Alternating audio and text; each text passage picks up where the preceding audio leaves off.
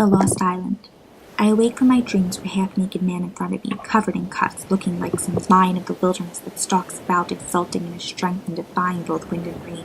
His eyes glare as he prowls in quest of oxen, sheep, or deer, for he is famished and will dare break even into a well-fenced homestead. My mind was circling to the events that had led me here, wheeling around like some animal at bay, dreading the gangs of hunters closing their cunning ring around me for the finish. My heart was pounding as I looked down at my body, covered in bruises and wounds. How did I get onto this island? Alas, I could not remember. Where am I? And who are you? I'm Edward. I've been stuck on this island for 4 years. You have not even seen the torture that this island brings. They will never let us escape. I don't understand. How did you end up here? And why can't we escape? I washed up on the beach just like you. I have tried escaping, making rafts, but the waves are too strong, they pull me under.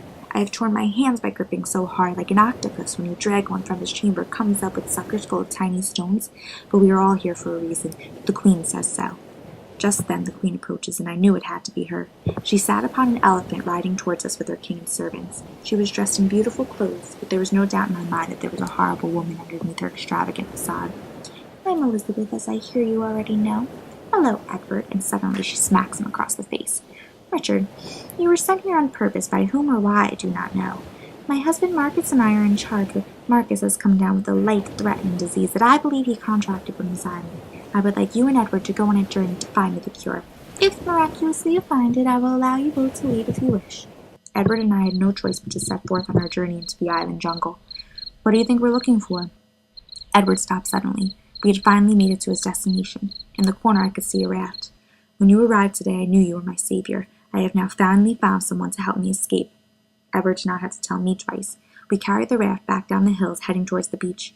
Where are you going? Dread crept throughout my body. Suddenly, we hear the striking of a match, and the raft goes up in flames. No one leaves this island. I own you. You did not follow my orders. You can't stop us anymore. You can't do anything to us. Elizabeth's fists clench, and she whispers something into Marcus's ear.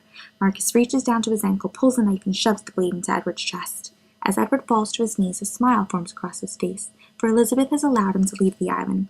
As I clasp his hand, I know this is my only chance. I take my time, waiting for the right moment like a judge at the end of a day at court, who settled the countless suits of brash young claimants, rises, the day's work done, and turns home for supper. Elizabeth and Marcus distracted, I grab the knife from Edward's chest and stick it through Marcus's heart. I hear Elizabeth scream and try to attack, and I stab her as well. As Elizabeth falls to the ground, her servants begin to disappear. A calm settles across the island, and the raft's flames subside.